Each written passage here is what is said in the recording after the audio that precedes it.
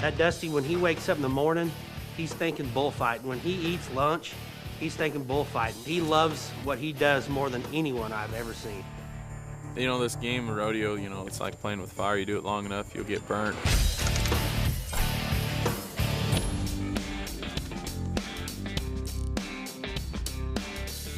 So we're here with the man himself, Dusty Tuckness. And Dusty, you know, I know some of what you do in the arena, but I didn't realize how hard you work here in the gym. This has been amazing. So this is a big part of your regimen, apparently.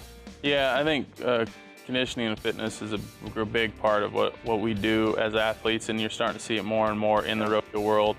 There's more to it than just the physical side for me. There's the mental toughness too, yeah.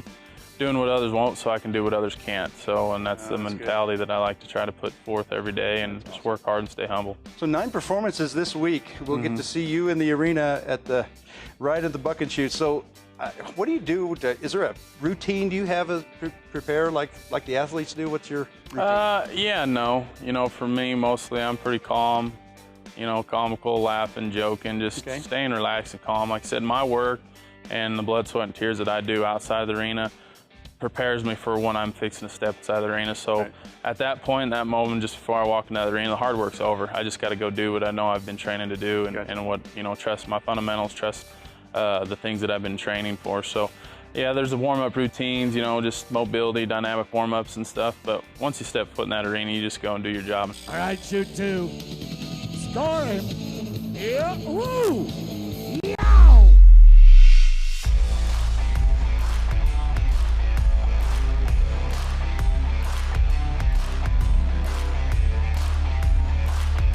One of the things that I'm so impressed, I watched a lot of the YouTube on what you do, and getting in that gap. I mean, I don't think just anybody can do that. That's pretty special.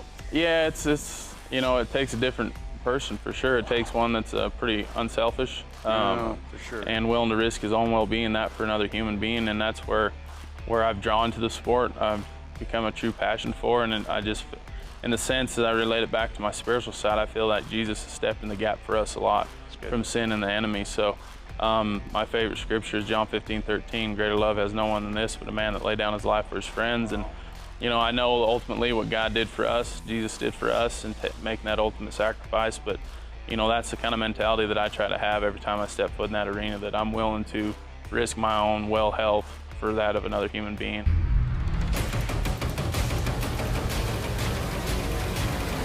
Actually, I've thought about doing a series, you know, standing in the gap, and then using that picture. There's a picture of you. There's a great classic picture that I've seen. You're touching the bull's nose, and the cowboy's like right under you. One of the cool quotes that I heard one of the cowboys say is that, man, if I'd get on the back of a grizzly bear if I knew that Dusty Tuckness was in the arena. That's quite a compliment. So today I'm talking about perseverance, and you know, you've been a 10-time world champion, so I know you're in your 30s somewhere. What does perseverance mean to you and even to your career right now? Man, right now I think, you know, 2 kind of words that really come to mind for me is just work hard and stay humble. Okay. You know, anybody can do anything when it's comfortable. Yeah.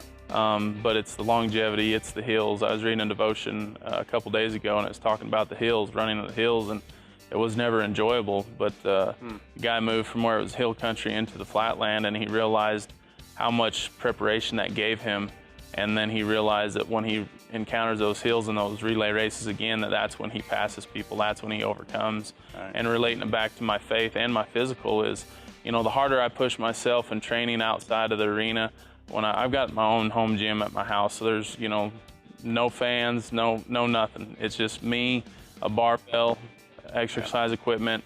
If I can have the mental strength to push myself through those hard intensity workouts, when you're in the spotlight, like Matt Frazier would say, that's when it's easy. So I prepare myself for the worst and hope for the best. So the hills in my life, physically and spiritually, I train myself for them before I even get there. So when they do arise in my life, that I know I can pass and I can conquer. Temptation's gonna arise, but as soon as that temptation strikes you, you know, start praying. You know, ask God to give you that strength and push through. You know, the testing of our faith produces endurance, and that's what I look forward to, is almost get excited when I run into the hills in my life now because I've seen God overcome them so many times. So it brings more joy to my life, and that's how you get through it. Because he already knows the outcome. The fans hear it as well. You have just witnessed a new BFO world record, 94.5 points, as Dusty Tuckness wins the FlexFit Invitation. For a pastor, I'll just tell you, you long to see people take this faith and apply it into their life, and that's always been an inspiration to, I think, to the next generation. That inspired me when I was a kid, and I know that you've inspired so many, and I'm so glad that not only your sport and what you do as a bullfighter, but the Christ in you is right on your sleeve. Man, I appreciate that. So thanks. Yeah, God bless you, man. absolutely. Greatest of all time, Dusty.